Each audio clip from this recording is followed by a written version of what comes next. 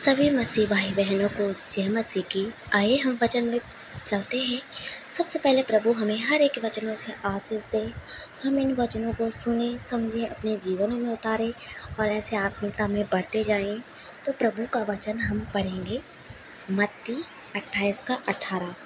यीशु ने उनके पास आकर कहा, स्वर्ग और पृथ्वी का सारा अधिकार मुझे दिया गया है। हालेलुया, परमेश्वर की महिमा हो। परमेश्वर ने यीशु मसीह अपने चेलों से कैसे बात कर रहा है कि यीशु ने उनसे कहा, किससे? अपने चेलों से कहा, स्वर्ग और पृथ्वी का सारा अधिकार मुझे दिया गया है। अब हम देख सकते हैं कि परमेश्वर ने क्या अपने पुत्र को स्वर्ग का भी और पृथ्वी का भी अधिकार दे रखा है।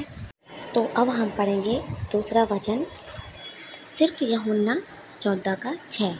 यहाँ पे परमेश्वर हमें क्या सिखाते हैं ये हम पढ़ेंगे और इसे अपने जीवन में उतारना हमारा बहुत ज़्यादा ज़रूरी है। अगर हम इन वचनों को समझते हैं तो प्रभु हमें ऐसे आशीषित करते हैं। ठीक है, यहाँ पे परमेश्वर हमें क्या सिखा रहे हैं?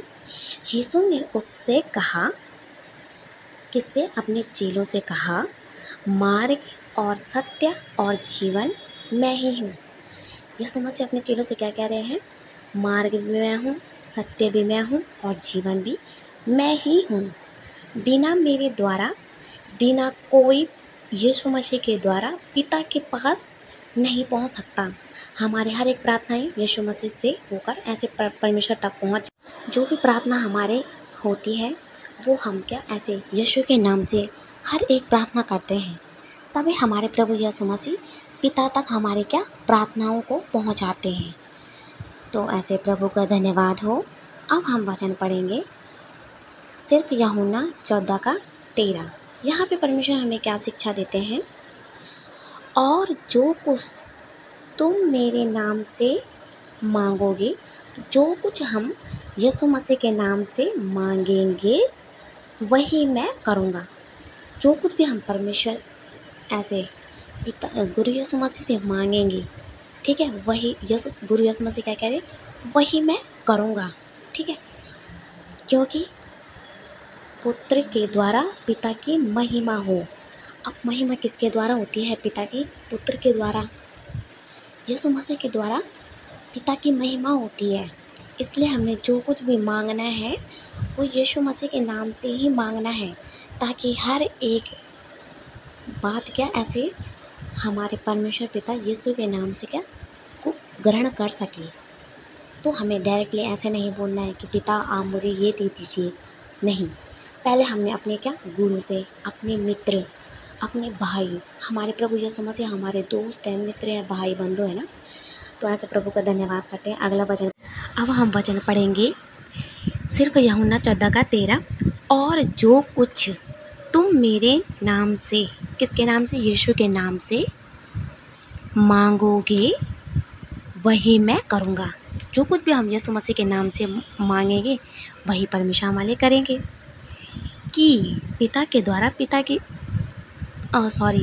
कि पुत्र के द्वारा पिता की महिमा हो। अगर हम पुत्र के नाम से पिता से कुछ मांगते हैं तो पिता की महिमा होती है। तो ऐसे प्रभु का धन्यवाद करते हैं। और अब हम दूसरा वचन भी पढ़ेंगे। दूसरा वचन है सिर्फ यूहन्ना 10:28। और मैं उन्हें, किन्हें? जो गुरु यीशु मसीह के नाम से ऐसे विश्वास करके जो कुछ भी मांगते हैं, या फिर जो कोई गुरु यीशु मसीह पर विश्वास करता है, उनके लिए परमेश्वर कह रहे हैं, और मैं उन्हें अनंत जीवन देता हूँ। जो प्रभु यीशु मसीह पर विश्वास करते हैं उन्हें क्या परमेश्वर ऐसे अनंत जीवन देते हैं। क्योंकि अगर हम वचन पढ़ेंगे यूहन्ना 14:6 में कि यहाँ पे यीशु मसीह क्या कह रहे हैं? मार्ग और सत्य और जीवन मैं ही हूँ। जब जीवन हमारे प्रभु यीशु मसीह हैं तो हम यहाँ पे देख सकते हैं, फिर से यूहन्ना 10:28 में देखेंगे हम कि यहाँ पे परमेश्वर क्या कह रहे हैं? मैं उन्हें अनंत जीवन देता हूँ। किन्हें?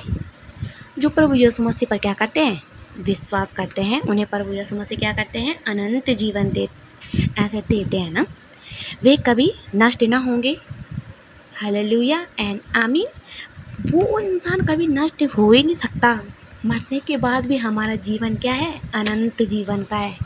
ठीक है, ये कभी नष्ट न होंगी और कोई उन्हें मेरे हाथ से छीन न लेगा। कोई हमें हमारे प्रभु यीशु मसीह और पिता के हाथ से भी नहीं छीन सकता है, क्योंकि हमारे प्रभु यीशु मसीह में इतनी सामर्थ्य है। हमारे स्वर्गीय पिता ने जिसे जिसे किसे अपने बेटे यीशु मसीह को स्वर्ग और पृथ्वी का सारा अधिकार दिया है। हर एक चीज़ जो यीशु के बिना क्या है? अधूरी। जब हमारे प्रभु यीशु मसीह के पास सब कुछ है, मृत्यु जीवन, जो कुछ भी हम चाहते हैं प्रभु से, ठीक है। हर एक जन तो यही चाहता है कि हमारा जीवन क्या हो? अनंत जीवन का है ना। मरने के बाद भी हमारा अनंत जीवन है। और ऐसे तो जो अभी हम जीवित हैं, तो ऐसे अभी भी परमेश्वर के साथ हम जीवित ही हैं, ठीक है। लेकिन मरने के बाद भी हम क्या है? जीवित हैं, ठीक है। तो हमें क्या कोई यीशु के हाथ से नहीं छीन सकता। हम अगला वचन पढ़ेंगे, फर्स्ट यूहन्ना 3:5। यहाँ पे हमें ऐसे उत्साहित करते हैं, तुम जानते हो कि वह इसलिए प्रकट हुआ। अब यहाँ पे यूहन्ना के द्वारा क्या ऐसे बात कर रहे हैं, हमें बातें बता रहे हैं। यूहन्ना जी, तुम जानते हो कि वह इसलिए प्रकट हुआ कि पापों को हर ले जाए। इसलिए तो हमारे प्रभु यीशु मसीह प्रकट हुए ना, कि हमारे पापों को हर ले जाए, ठीक है। और उसके स्वभाव में क्या नहीं है? पाप नहीं है। जब हमारे प्रभु यीशु मसीह के स्वभाव में पाप नहीं था, इसीलिए तो इस संसार में प्रकट हुए कि जो कोई भी पापी हो वो मुझ पर विश्वास करेगा और मैं उनके पापों को हर लूँगा, और वो क्या? ऐसे वो अनंत जीवन के अधिकारी होंगे। जैसे हम ऊपर अभी वचन हमने पढ़ा ना, तो क्या है? यीशु मसीह में ही अनंत जीवन है। और उनके स्वभाव में क्या नहीं था? प्रभु यीशु मसीह के स्वभाव में पाप भी नहीं था। अगर हम छोटा सा एक झूठ भी बोल देंगे ना, तो वो भी पाप है। लेकिन हमारे प्रभु यीशु मसीह ने सब कुछ सहा, लेकिन उन्होंने कभी पाप नहीं किया, है ना।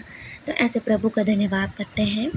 अब हम दूसरा वचन पढ़ेंगे, सिर्फ यूहन्ना 8:46। यहाँ पे हमें फिर यूहन्ना के द्वारा ऐसे हमें उत्साहित किया जा रहा है, तुम में से कौन मुझे पापी ठहराता है? किसी की हिम्मत ही नहीं हो सकती कि हम में से कोई यीशु मसीह को पापी ठहरा दे, है ना। क्वेश्चन कर रहे हैं यहाँ पे परमेश्वर यूहन्ना हमसे कि तुम में से कौन मुझे पापी ठहराता है, ठीक है। कोई नहीं ठहरा सकते हमारे प्रभु यीशु मसीह को पापी।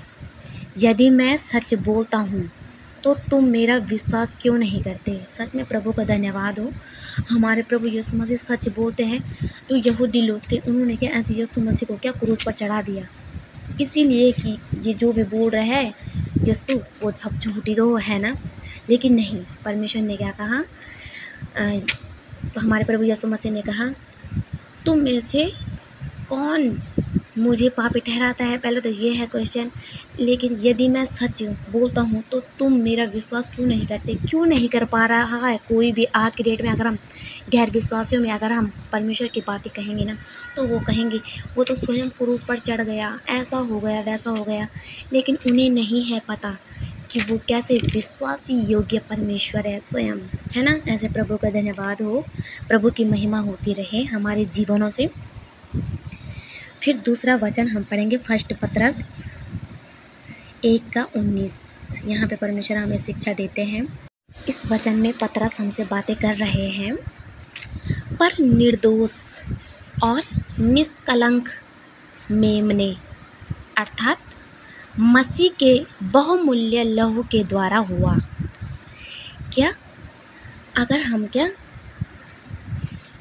यीशु मसीह पर विश्वास न करते तो हमारा पाप भी, जो हमने आज तक जो भी पाप किया था, वो कभी क्या ऐसे हम उस पाप से मुक्त न होते।